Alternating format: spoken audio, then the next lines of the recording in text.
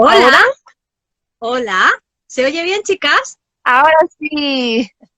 Oye, yo creo que como estás en el mar, estás ahí tú muy relajadita, no querías entrar a hablar con nosotras. Me estaba todavía preparando para salir bien en el vídeo. Bueno, ¿qué tal? ¿Cómo estás? Que te fuiste de Madrid, nos dejaste más solas que la una y estás tú como en el paraíso, ¿no? Sí, la verdad es que sí, me tocó todo esto fuera, aquí en una casa que tengo cerca de la playa, con jardincito, así que no ha sido tan malo.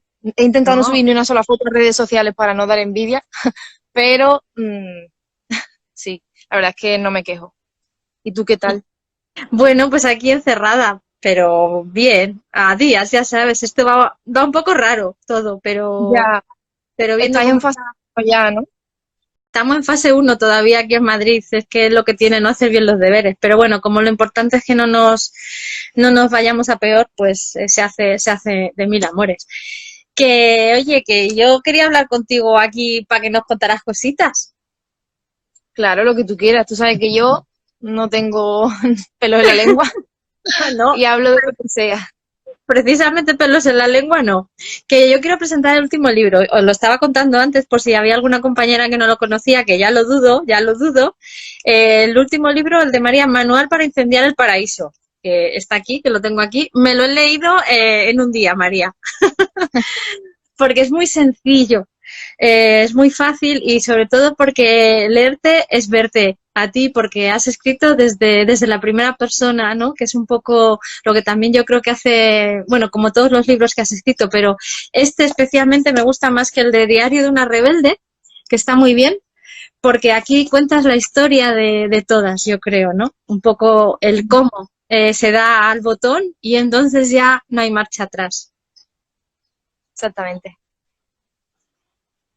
Que tú eras una rebelde con causa, dices, directamente. Que lo tuyo era hacer la hereje, ¿no? De aquello que te había tocado o que te habían mandado que tenías que ser. Sí, yo creo que al final todas somos rebeldes con causa. O sea, la causa ya sabemos cuál es, Mm. pero nos toca ser un poquito más rebeldes. Hay que proponérselo cada día, ser un poquito más rebelde.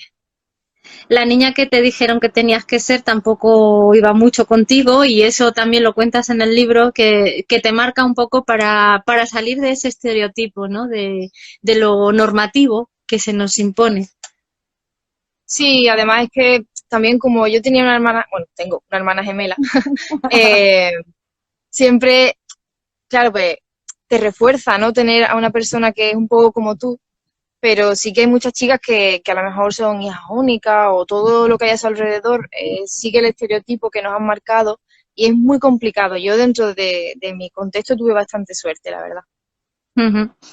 Eh, y cómo eras, ¿no? Cuando eras pequeña y te llamaban marimacho porque hacías lo que te apetecía realmente, ¿no? Que era jugar en plena libertad y ya te estaban marcando y te estaban señalando. Sí, hombre, yo creo que eso a todas las que no hemos sido de jugar con princesitas o con Barbie, creo que a todas nos lo han dicho. Yo recuerdo que a mí me marcó muchísimo porque sabía que eso estaba mal. O sea, que algo de lo que yo estaba haciendo estaba mal y tenía que adaptarme a lo que había y al final, sobre todo hace tanto tiempo, ¿no? Porque estamos hablando de hace 20 y pico años, eh, Mm. era mucho más difícil que ahora. Yo creo que ahora aceptamos que las cosas no son de niño y niña, digamos, no en todos los contextos, pero creo que es algo más generalizado. Pero antes era muy complicado, en los 90 no era tan fácil como ahora, estaba todo muy marcado. Sí, ahora es más sencillo, que no es más fácil, claro que sí que hace muchos años, pero tampoco es tan fácil del todo como nos gustaría, ¿no? Y hablas también de un regalo que te hicieron que no te gustó nada, pero que te lo tenían que regalar, que era un cubito con tu fregona para hacer las cositas de casa y que tienes ahí en Sí. una fotografía que cuando la miras te entran ¡ah! el Hombre, ahora pánico. lo miro y digo, joder, que ya que exista ese juguete ya es llamativo, ¿no? Sobre todo porque seguramente los 95% de los cubitos irán para niñas o más. Pero en la foto se me veía súper feliz. Digo, joder, ¿qué encontraba yo de divertido en fregar el suelo? Porque si lo pensamos, todos esos juguetes que tienen tan marcados los roles de género, sobre todo el tema de labores domésticas, o incluso los bebés que se cuidan, que es darle una papilla falsa a un niño que ni se la traga ni nada, O que se que caga tiene y va ese a limpiar el sentido, o PVC, sea, que ¿no? tiene, claro, o que le cambian los pañales, wow, o sea, algo súper educativo, súper estimulante. Yo todavía, objetivamente, lo pienso y digo, "Uf, vamos, entre eso y una pelota, bueno, claramente es mucho más divertido un bebé". Sí, vamos, ya te digo. También nacer te marcó mucho el lugar en el que estás precisamente, en ser una niña que a lo mejor tenía unas inquietudes diferentes y también porque tuviste una familia en la que tuviste una mujer valiente como fue tu madre, que decidió poner cruz y raya a un destino que estaba marcado, que era el del matrimonio para toda la vida, ¿no? Y ella, yo creo que tanto a tu hermana como a ti, pues también nos dio una lección de amor, sobre todo, y de fuerza, de no tener que conformarse con el futuro que se nos impone, ¿no? Sí, o sea, yo creo que ese divorcio en el contexto, bueno, temporal, por supuesto, porque era los 90 y no era lo mismo mi pueblo, San Fernando, que una capital como Sevilla, Madrid o Barcelona, era lo raro y yo ya de por sí era bastante conocida por tener una hermana gemela, eh, entonces en esa época no se divorciaba la gente tan fácilmente. Y, pero no sé, a mí eso yo lo veo como positivo, primero porque creo que nacer y criarse en un ambiente, en una familia donde no hay amor ni respeto, creo que causa muchísimos problemas a la larga. O sea, creo que hablan mucho de no es que tiene que tener un padre y una madre, no. Los niños tienen que tener una familia que los quiera y que les demuestre lo que es el amor de verdad. No hace falta un padre y una madre, pueden ser abuelos y una madre, o abuelos y un padre, o un padre y, yo qué sé, una tía, en fin. Creo Sí. que la forma padre-madre está ya muy anticuada y lo que necesita un niño es amor y apoyo y cariño y que lo ayuden y que lo quieran mucho. Mm. Hubo una fecha que te marcó porque fue el punto final de una María que no quería ser y dio la bienvenida a la María fuerte que hoy vemos y que eres ejemplo para muchísimas mujeres y también muchísimos hombres en el mundo. Y es un 9 de octubre del año 2013 cuando estás viendo en la pantalla de televisión una noticia en 24 horas. Cuéntanosla, ¿qué fue lo que viste que te sacudió por dentro y por fuera? Fue la protesta que hizo Femen en el Congreso cuando estaba liándose por lo de la ley del aborto, que quería cambiar el Gallardón. Y yo hasta ese momento sí que siempre había sido de izquierdas y bastante, con mis ideas bastante claras, pero nunca había pensado en lo que era el activismo, en implicarme más allá de tener una opinión o leer ciertos artículos o hablar.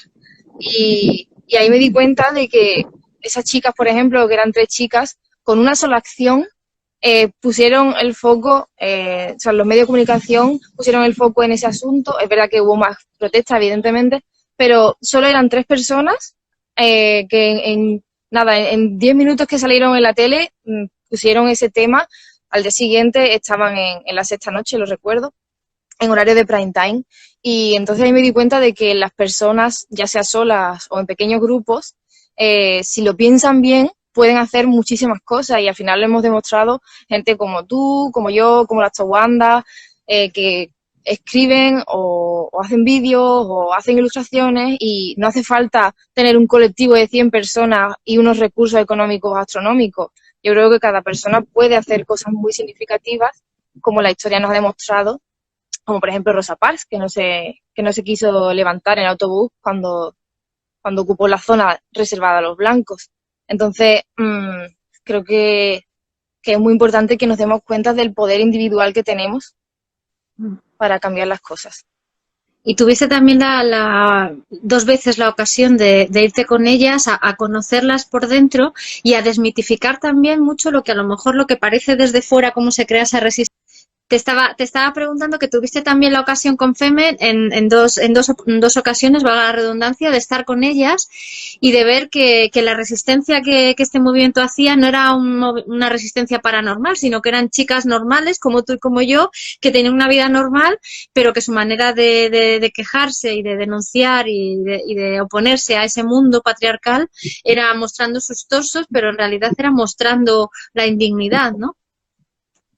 Sí, o sea, siempre sobre estos grupos activistas o sobre la gente que se sale un poco del terreno, se crean unos bulos brutales como los que cuento en el vídeo, en plan, no, seguro que son todas lesbianas y hacen orgías o seguro que las cogen en una agencia de modelos, por favor, o sea, si la gente supiera, la poca gente que solía contactar con ese grupo, te imaginas que ponen trabas por el físico, es absurdo. Y entonces, sí, yo estuve en París y en Madrid y la verdad es que fue una experiencia muy divertida porque eran activistas, gente que se mojaba de verdad, gente que sabía muchísimo del tema y la verdad es que fue muy divertido y eso te hacía ver que tú podías hacer mucho más de lo que estabas haciendo. Yo me quedé con esa idea, desde luego. Te quedaste con esa idea y Femen te marcó, pero hubo también un documental, como era el de la mujer y el agua, que hizo Nocen Collado, ¿no? Que te marcó todavía mucho más incluso, ¿no? Y que fue, digamos, el trampolín para que tú dijeras, ahora quiero yo también poner mi grano de arena con todo ese arte que llevas dentro, ¿no?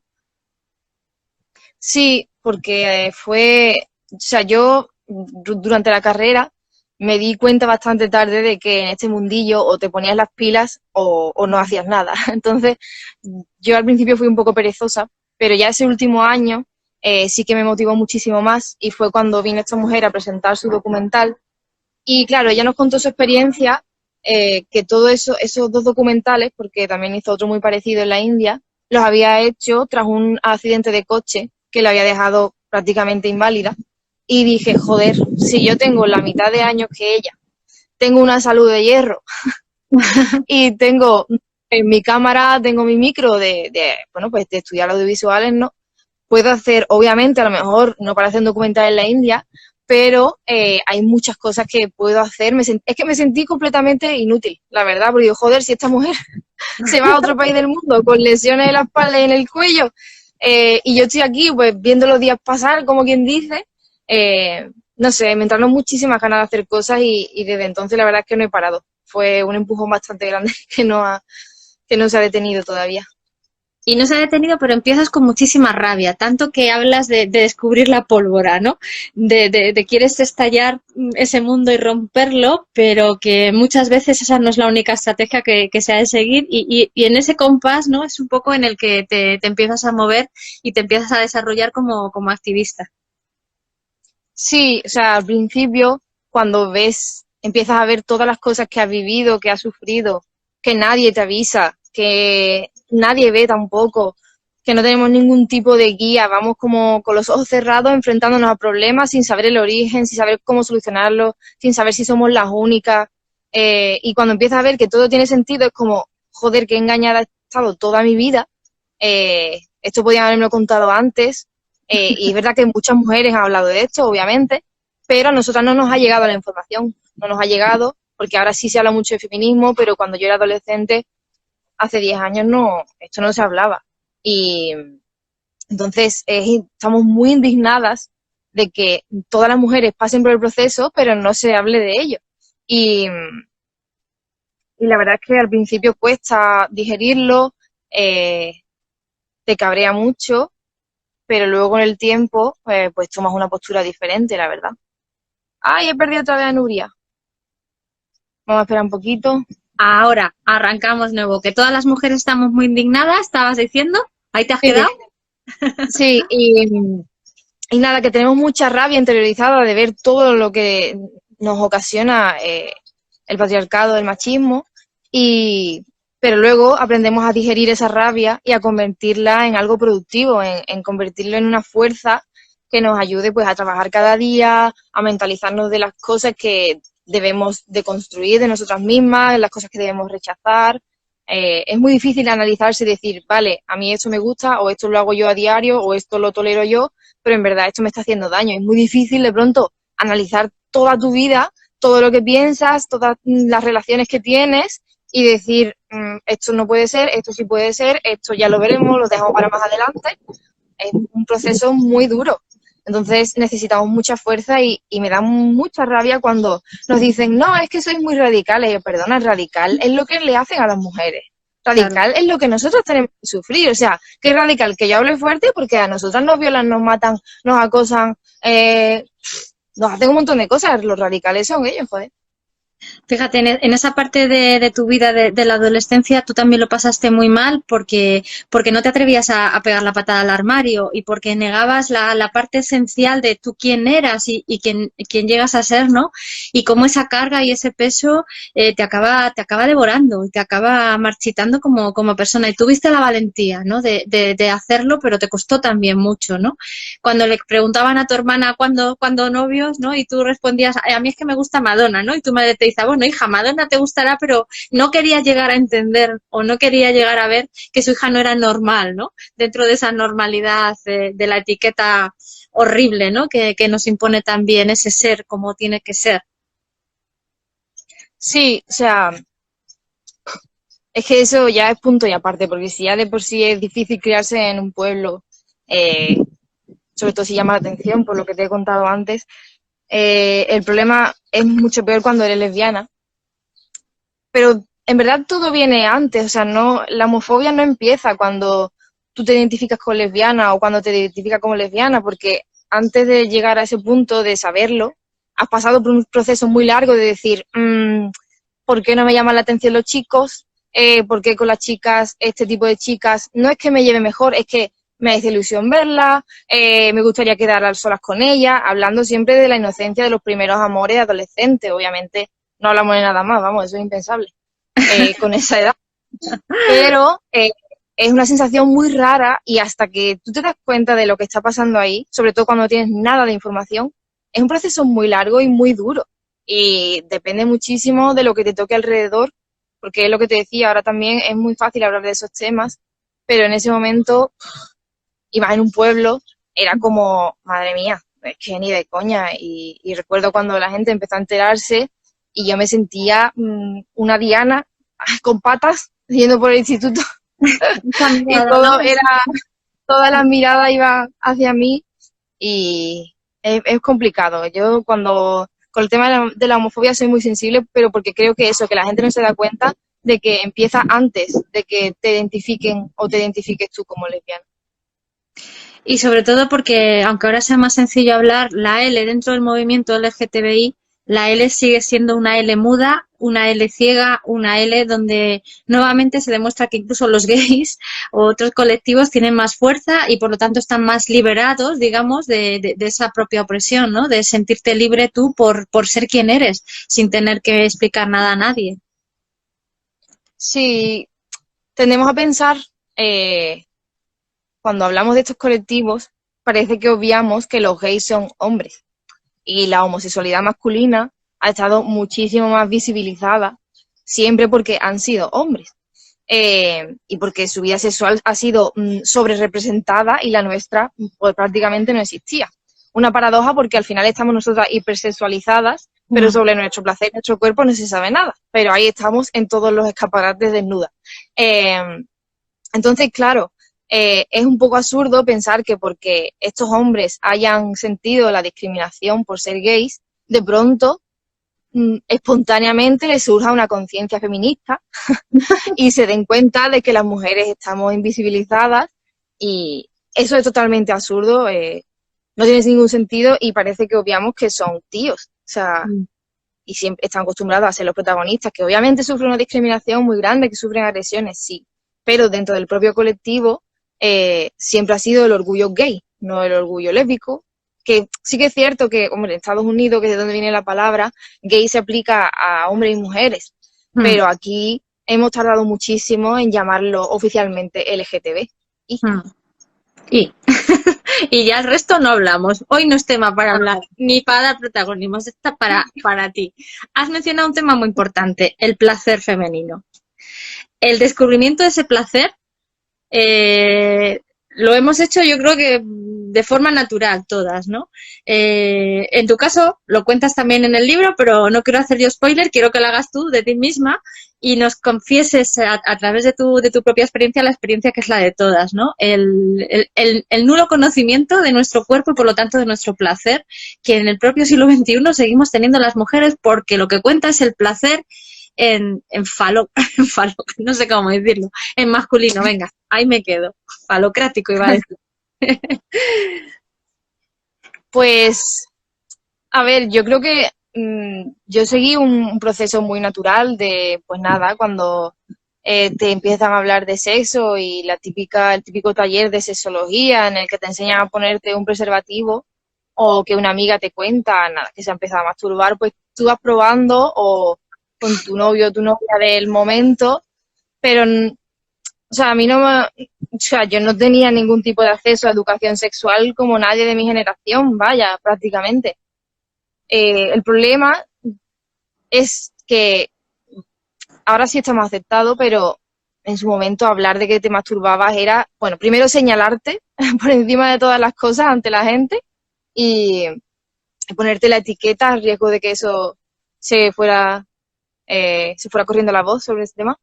Pero el problema real que yo veo sobre el placer femenino es que a la hora de las relaciones sexuales, pues claro, tú cuando te toca y empiezas a explorar tu cuerpo, por supuesto que tienes placer, ¿no? Para cuando ya termina y punto. Pero el tema de las relaciones sexuales a esa edad, sin ningún tipo de información y con la vergüenza, ¿no? Que da siempre decir, ay, pues esto, y aparte que ni siquiera lo sabemos, o sea, si a ti no te explican cómo va algo, es como si te dicen, venga, hazme una tortilla y no te dicen, pues mira, hija, hay que pelar las patatas, hay que freírlas, después hay que batir el huevo, es como, venga, tú ahí, lo que sea, lo que surja. Rápido, Por favor, rápido. Pim pam pum.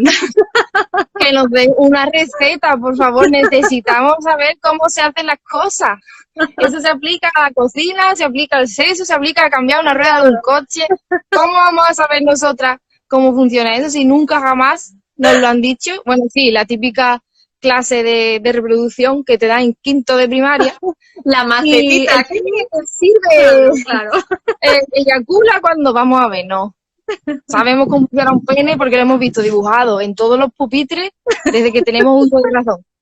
Pero más allá del pene existen las manos, existen la boca, existen un montón de zonas del cuerpo que se pueden utilizar y se pueden descubrir, que me hace una gracia cuando dicen, no, es que los hombres, tú sabes, cuando eyaculan pues ya están muy limitados. Y yo, a ver, que yo sepan, se le caen las manos y la boca cuando eyaculan. No, pues entonces que pueden seguir usándolas perfectamente y si las lesbianas lo hemos apañado así toda la vida, pues ellos también pueden. Quizás lo hacen hasta mejor. Seguramente. Exponerse también. Fíjate que hasta ni ellos yo creo que saben de nosotras. Quiero decir, van a lo suyo, pim pam pum, como acabas de decir, y salvo los que ya están en la fase A, en la fase avanzada, pues ya hacen que el placer sea mutuo cuando es placer, pero el autoplacer también, ¿no? Esa vergüenza que todavía yo creo que muchas mujeres tienen y sobre todo muchas mujeres que ya son más maduras. Yo me encontré en conferencias que te vienen después al final a decirte con 60 y 70 años que en su vida han tenido un orgasmo. Y yo digo, madre mía, qué tristeza, porque al final la felicidad de una persona también está en estar satisfecha tú sexualmente, a solas o con tu pareja, ¿no? Pero si con tu pareja llevas toda tu vida y no has sabido en un momento que haya habido igualdad en esa relación, qué tristeza. Y han tenido hijos, y han tenido una familia, pero no ha habido un autoconocimiento, ¿no? Y no son tan pocas todavía, María. No. O sea, a mí me da mucho reparo hablar con mujeres más mayores sobre estos temas porque es muy duro que con 70 años, 80 años, tú pienses en que tu vida ha sido una estafa, porque es que es una estafa, o está llena de violencia, o ha sido una chacha, o en fin. No, perdón por usar la palabra, que suena un poco despectivo, pero bueno, me habéis entendido. Creo que es un tema complicado y me parece muy violento porque el sexo es una parte muy importante de nuestra vida y tenemos derecho a desarrollar una sexualidad pues con conocimientos, donde nosotras podemos ser las protagonistas de nuestra vida sexual, que parece que somos como la secundaria, el papel de reparto, ¿no? En las películas somos nosotras, o el atrezo incluso a veces. Y entonces creo que una parte importante de esta cuarta ola ha sido la sexualidad, porque, bueno, hace poco me informé y vi que el clítoris empezó a hablarse de tal como el centro de la sexualidad femenina a partir de los 60. Y wow, pues el clítoris lleva con nosotras milenios. O sea, desde que nacimos tenemos el clítoris y nosotras ya sabíamos que era el centro de nuestra sexualidad, pero como aquí lo que importa es el pene, pues se ha obviado completamente. Así que, no sé, Bueno, creo pues nada, que chicas, deberíamos hacer un autoexploraros mucho las veces que os apetezca, a solas o en compañía o con quien queráis, pero que no nos pase que cuando seamos mayorcitas vayamos a una conferencia y digamos a alguien que no hemos tenido ese placer. Por aquí hay una frase que me gusta mucho. A ver tú qué dices. Dice, el empoderamiento es una falacia. ¿Te gusta la palabra empoderamiento? Hombre, creo que el capitalismo o el neoliberalismo la ha absorbido mucho y la ha convertido en puro marketing, porque han conseguido colarnos a través del empoderamiento una cosificación brutal, o sea, brutal, y chavalas que llevan una vida tradicional o que tienen unas expectativas tradicionales sobre formar una familia, por ejemplo, es como si la cosificación no la vieran, como si no estuviera delante de sus ojos y, y nos la han colado porque, fíjate, esto lo leí además hace poco en un libro de Amelia Valcárcel, que parecía que el sexo era como el último reducto que le tenía que dar el patriarcado ahí al que agarrarse, y era como que teníamos que compensar todos estos derechos que nos estaban dando a cambio pues de ser como más disponibles sexualmente, ¿sabes? Porque si lo pensamos, hasta hace muy poco, un hombre para tener sexo que no fuera pagando en un prostíbulo, tenía que conocer a una tía, cortejarla, salir con ella, casarse y luego después tenían relaciones. Pero ahora es una noche y ya está. Entonces, el patriarcado está súper contento y yo me lo imagino cuando se hacen los videoclips estos, ¿no? O el Bad Bunny que dice yo perreo sola como si eso fuera empoderante. Digo, vamos, el patriarcado tiene que estar frotándose las manos y diciendo, mira el nuevo feminismo que me ha llegado aquí en 2020. Uy, se ha hecho el patriarcado con las tías haciendo twerking. Es que le entra un miedo al patriarcado, por favor, vamos a ver, seamos realistas. O sea, ni perrear nos va a dar ningún derecho y ya hace mucho tiempo que nos intentaron colar la idea de la libertad sexual y la consecuencia ha sido que las mujeres acumulamos un montón de polvos esporádicos totalmente insatisfactorios y que parece que son como una puntuación y buscamos la aceptación. Antes la buscábamos a través del físico, a través de pues los logros que tenía y ahora parece que la aceptación es a través del sexo y es una mierda, sobre todo cuando ni siquiera disfrutamos. O sea, porque solo hay que ver las estadísticas de... Hace poco de Bermud sacaron un estudio muy bueno, hicieron una gran encuesta sobre los orgasmos que tenían las parejas hetero y las parejas de lesbianas. Y era catastrófico las respuestas de las chicas que decían que la inmensa mayoría de las veces de un polvo de una noche no llegaban a tener un orgasmo. Y digo, bueno, entonces, a ver, no es cuestión de que el orgasmo sea el único fin, pero teniendo en cuenta la historia de las mujeres, cómo se nos ha negado ese orgasmo, sí debería serlo. Entonces, tener relaciones, porque sí, o sea, pues no lo entiendo, la verdad. Sí, fíjate, hay Pero un... nos la han colado, pero bien. No la han colado, pero bien. Y esto tiene también mucho que ver con la pornografía en un reportaje que voy a sacar en estos próximos días, buceando información de encuestas que hay en Estados Unidos, pero que son extrapolables a lo que está pasando aquí en España, donde un 30% de las relaciones sexuales que se tienen con su pareja ahora mismo son relaciones anales y en ese 30% se habla de daño y de dolor, pero que son aceptadas porque pesa más el placer nuevamente de la pareja masculina que del placer sexual femenino que hablábamos antes, ¿no? Y eso también está llegando y está pasando aquí en España por culpa nuevamente de la pornografía. Lo que se ve es lo que se practica en la cama, porque esa es la pedagogía que obtenemos, pero no es placer sino dolor, o son violaciones realmente con tu pareja porque te dejas hacer, pero realmente tú no quieres hacer eso. Sí, creo que hay un grave problema, bueno, con el porno ya lo sabemos, ¿no? Hemos hablado mucho de esto. Es que me preocupa mucho porque las nuevas generaciones más jóvenes que se supone que están pues más alejadas de los tabús que ha habido sobre el sexo por la sociedad en la que nos hemos criado, la herencia franquista, la herencia católica. Parece que esta generación se iba a alejar un poco de eso, pero creo que ha pasado justo al contrario por esa cosificación tan brutal que tenemos. Y yo de verdad animaría a todas las chavalas a que cuando su pareja masculina le proponga hacer algo anal, se lo propongan ellas a ellos también.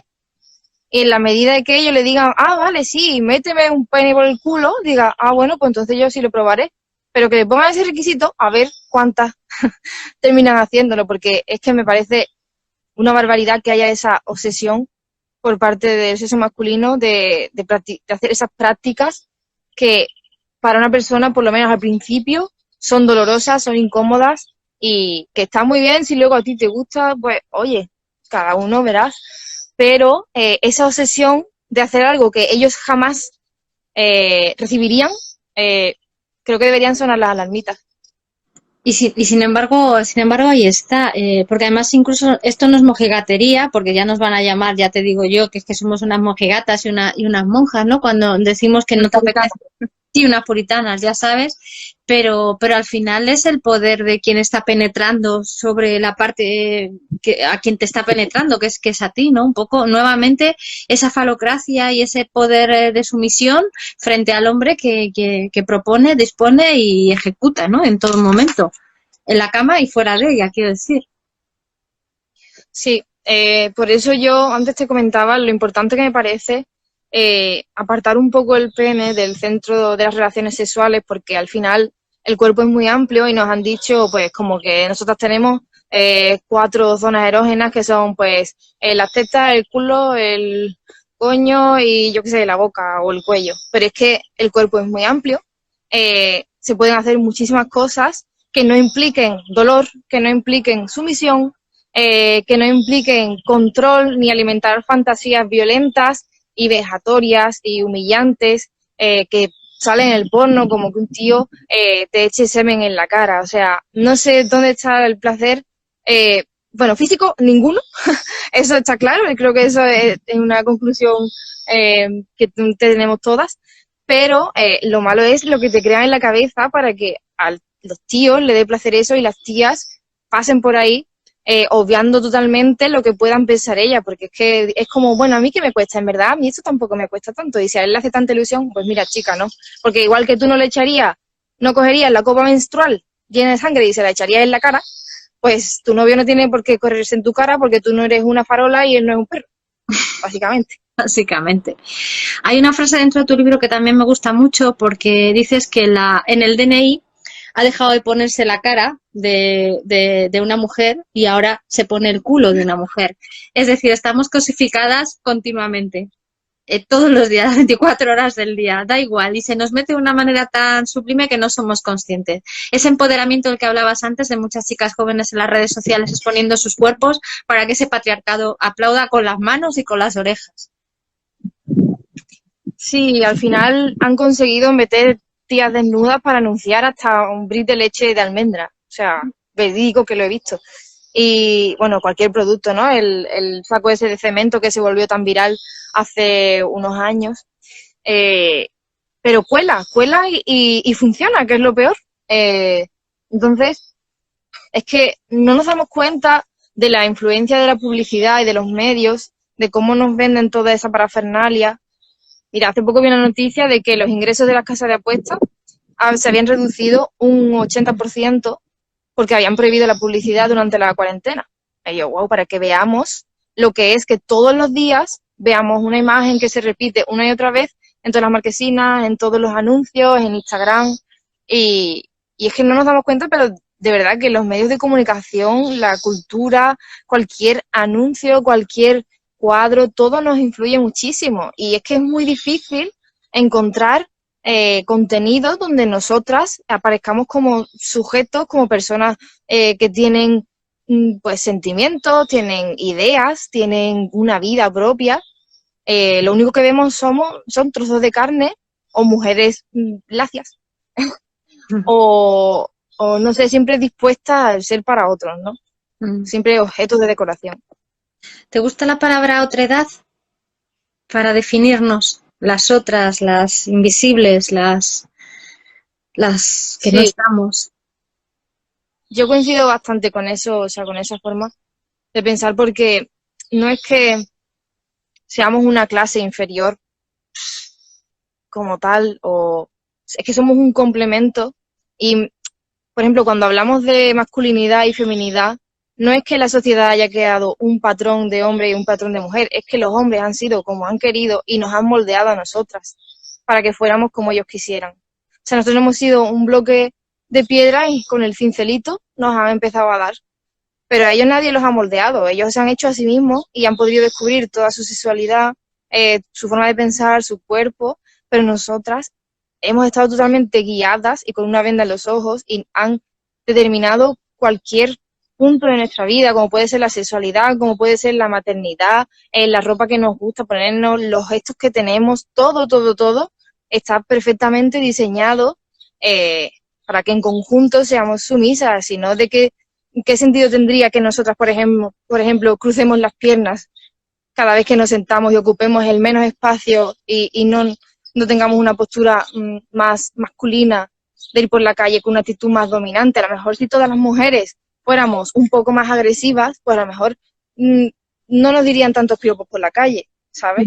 Es que ya no es solo que hayan dicho, no es que tienes que ser madre, no, es que tienes que hablar de esta manera, expresarte de esta manera, callarte en este tipo de situaciones, llevar el pelo largo, quitarte los pelos de la cara. O sea, si de verdad nos quitáramos todos esos mandatos del género, veríamos que las diferencias entre nosotros son mínimas. O sea, hace poco me mandó una amiga una foto de sus piernas que llevaba yo qué sé cuánto tiempo sin depilarse, que te digo yo, ponle un año. Y sí, era hablas en el libro, de hecho, ¿no? Que eran unas piernas normales sin depilar, con pelo, igual que ellos. Sí, y es alucinante porque dice, joder, es que si nos quitamos todo el género que llevamos encima, no hay tanta diferencia. Y mucho, bueno, y ya en tema de físico, pues todavía peor, porque si tú desde pequeña te pones un vestidito, no puedes correr libremente como los niños, pues obviamente después te cuesta llevar la bolsa de la compra. Pues claro, si nunca has hecho nada de ejercicio, pero no hay tanta diferencia biológica entre hombres y mujeres como para que nosotros no podamos clavar un clavo en una pared o con un taladro, hacer un agujero, ¿sabes? O sea, no son tan grandes las diferencias, todo eso viene del género. De la formación que hay. También dices que, igual que has nombrado antes a Rosa Parks, que ha habido otros nombres y otras inspiraciones en algún momento, como puede ser el de Rosy la remachadora, que nos han hecho un poco de daño porque nos hicieron creer que podíamos con todo, y en ese poder que podemos con todo nos lo han vuelto a colar de nuevo, porque claro, nos han hecho que podamos con todo y muchísimo más, ¿no? Y que hay que tener un poco también de conciencia para saber que los mitos no tienen que ir contra nosotras, incluso aunque sean mitos feministas, ¿no? Como estos personajes tan importantes. Sí, yo creo que el We Can Do It, el Todas Podemos, el Nosotras Podemos, nos ha hecho mucho daño porque cuando nos incorporamos al mercado laboral, bueno, hubo mucha resistencia para que lo hiciéramos, pero ya una vez que era obvio que no nos íbamos a volver a nuestras casas, ya de pronto era, vale, si tú quieres trabajar, vale, pero yo no voy a encargarme de la casa, ni voy a encargarme de los niños, o sea que vas a hacer todo para ti, todo, vas a poder disfrutarlo todo, el mercado laboral, los niños, ir a hacer la compra, limpiar la casa, todo, te lo vas a quedar. Entonces, ¿qué pasa? Que no, tía, tú puedes con todo. ¿Cómo que no puedo con todo? No, ¿cómo vamos a poder con tantas cosas? O sea, el tiempo que necesita atender a una criatura, el tiempo que necesita tener una casa limpia y decente, el tiempo que necesita una carrera profesional, eso es totalmente incompatible que lo pueda llevar una persona sola. O sea, por algún lado a explotar y que aparte tenga tiempo para tener una vida, unas amigas, un entretenimiento. Que tenga hobbies de ver películas, de lo que sea, o hacer deporte, es muy complicado. O sea, los días tienen 24 horas. Si 8 horas trabajas o 10, y después con los niños tienes que estar, porque también se tienen los niños para pasar tiempo con ellos, ¿no? No para dejárselo a quien sea y pasar. O sea, entonces los días están limitados y al final la mujer tiene que sacrificar algo y al final lo que sacrifica siempre es la carrera laboral.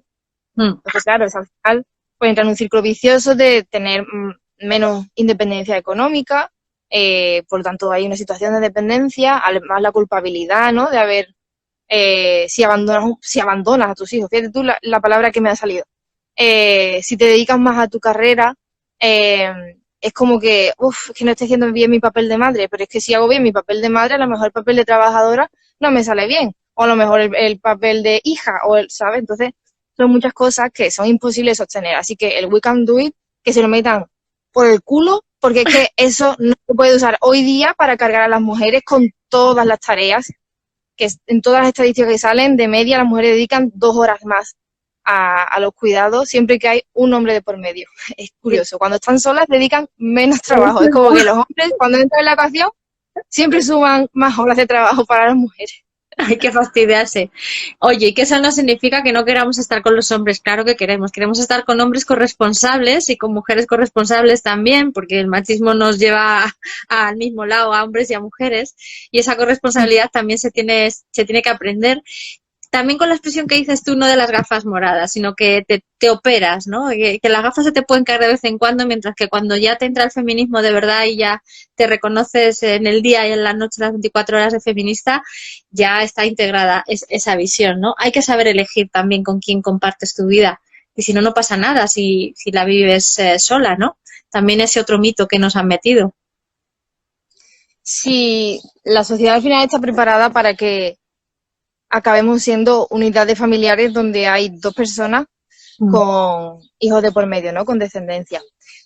Pero no nos enseñan que la soltería es una opción tan válida como estar en pareja, y creo que estando soltera, cuando toca, sobre todo en la juventud, ¿no? En este momento tan importante, aporta muchísimas cosas buenas, porque eres capaz de conocerte tal y como eres, sin la influencia de una persona a la que quieres, que está muy presente en tu vida, con la que compartes muchas cosas, y al final es inevitable que te influya en decisiones o en formas de ver las cosas.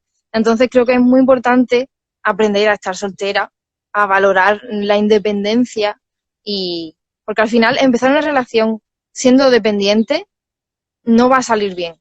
A lo mejor para la otra persona le es indiferente, pero tú no puedes ser dependiente y que tu felicidad, tu estabilidad emocional y tu camino dependa de tener al lado a una persona, porque ya nosotras estamos completas y se empeñan en decirnos que todo lo que necesitamos está fuera, que si la ropa está, que si tal cosa, no, lo que necesitamos está dentro de nosotras, solo tenemos que trabajarlo, encontrarlo, sacarlo fuera y esforzarnos porque nuestra felicidad no dependa de nadie más, sino de nuestros logros, de nuestro esfuerzo, de lo que nos gusta. O sea, nuestra identidad no es una ropa, no es un corte de pelo, no es una forma de gesticular, no es una forma de hablar, no es un acento, está todo aquí dentro. Y se empeña en crear una identidad basada en lo visual, en lo que está de moda, y nosotros tenemos que encontrar nuestra identidad más allá de ser madres, más allá de ser floreros y de ser para otros, que es lo que hablábamos antes. Y por eso tú dices que hay que incendiar ese paraíso de cartón piedra en ese libro, ¿no? Y dejar paso a una maravilla de mundo que es el de la libertad de cada persona. Sin embargo, fíjate, me estoy acordando de una pregunta que hiciste en la presentación del libro de Sonia Vivas en Madrid, que dijiste, Sonia, no es el momento de que las mujeres salgamos a la calle a quemar contenedores, porque estamos ya muertas. Ahora en esa pregunta. Y Sonia te dijo, y es verdad, porque yo habría dicho también, sí, vayamos todas a quemar contenedores. Y dijo, no, porque si hacemos lo mismo que hacen ellos, al final perderemos esta batalla, ¿no? La violencia engendra solo violencia, pero hay veces que de verdad las katanas me encantaría tenerlas a pares en las manos, ¿no? ¿Cuál es la solución? Hombre, la solución no hay solución rápida que no pase por muchas cárceles y armas biológicas, no sé. Pero la única legal, digamos, sería reforzar las leyes, obligar a que se cumplan, porque leyes hay de sobra. Leyes hay muchísimas, pero si nadie quiere cumplirlas, pues, y no pasa nada por no cumplirlas, pues no sirve de nada. Yo reforzaría la educación, reforzaría la legalidad, reforzaría la sensibilización, sobre todo en las esferas de poder, ¿no? Pero creo que también nos toca a nosotras, porque las leyes están ahí, pero las mentalidades tienen que cambiar, y creo que nos toca a nosotras ir abriendo camino ser más contundentes, romper esos techos de cristal, romper con los espacios donde no tenemos voz y cada día ir dando un pasito más. Pero eso requiere muchísimo esfuerzo y es verdad que muchas veces nos acomodamos en, bueno, yo ya tengo mi estantería llena de libros feministas y yo ya he hablado con mis amigas de este tema. No, hay que mirarse mucho una misma y ver que lo máximo que puedas hacer, eso hay que hacer. Porque si, no podemos ser 20 que tiremos del carro de otras 100.000, ¿sabes? ¿Qué has aprendido tú del feminismo, María? Hombre, yo he aprendido muchísimas cosas. Destacaría lo que me valoro hoy día y conocerme bien y saber por dónde tengo que tirar para yo ser feliz y al final poder ignorar o tener la capacidad de ignorar, aunque sea un poquito, todas las violencias que sufrimos cada día, porque es muy agotador. Sobre todo, bueno, pues yo tengo la suerte y la desgracia de tener muchísimos seguidores, de estar muy expuesta y es duro, o sea, es duro. Tú también lo sabes porque aparte de hablar por aquí también nos vemos en la vida real y hablamos de nuestras vidas, pero es muy duro recibir tanta presión, pero por todas partes, porque al final, sí, los machitos están ahí presionándote, pero también al final algunas feministas no somos perfectas, nos hacemos críticas, aunque sean constructivas la mayoría. Después el patriarcado, la purpurina, la gente que se cree que es feminista pero que no lo es, también te critica. Es decir, siempre vas a hacer algo que a alguien le siente mal y como ahora las redes sociales pues hacen que todo el mundo diga lo que sea, pues es muy duro, porque siempre parece que das un paso y cuando creías que el suelo estaba bien, de pronto empieza a moverse y dices tú, Dios mío, ¿qué he hecho esta vez? ¿Cómo ves todo esto que nos está pasando a nivel político en un país que parece que nuevamente está dividido en dos bandos y son dos bandos claros, el que es la parte feminista y la que es la parte machista? ¿Cómo vamos a solucionar eso? Te digo que son 57, así que nos queda muy poquito para que pueda guardar el directo. Así que te respondo esto rápido. Mira, yo vi ayer, como le decía a Pablo Iglesias, a los de Vox, que lo que querían era dar un golpe de Estado, pero que no se atrevían. Entonces yo coincido enormemente con que esta gente quieren volver a lo que había aquí hace 50, 60 años, lo cual va en contra de la mayoría de los españoles, eso que llevan tanto por bandera, ¿no? Que son patriotas. Pues mira, tus ideales son odio contra más de la mitad de la población, porque sumando mujeres, sumando hombres homosexuales, sumando personas que no son de raza blanca o personas que no encajan en lo que quiere Vox, somos muchísimos más que ellos y tenemos que darnos cuenta de que somos mayoría, que no, o sea, tienen poder porque no tienen escrúpulos, pero realmente si todas las personas nos unimos y rechazamos el fascismo, no tendrían hueco. Pero es que la gente es como, ay, aquí todas las ideologías son respetables. No, eso no es así. Vaya, qué distancia. Bueno, pues desde la distancia cortita, María, te doy 1.000.000 de gracias por haber formado parte de este feminismo en casa. Espero verte muy prontito, darte un abrazo muy, muy fuerte. Y nada, sí, que tu libro manual aquí, que se venda ya por segunda edición, por lo menos, ¿vale? Que hay que tomarse unas cañas, ¿vale? Así que disfruta del mar y a cuidarse mucho. Pues muchas gracias. Y muchas gracias a todas. Un besito. Chao. Chao.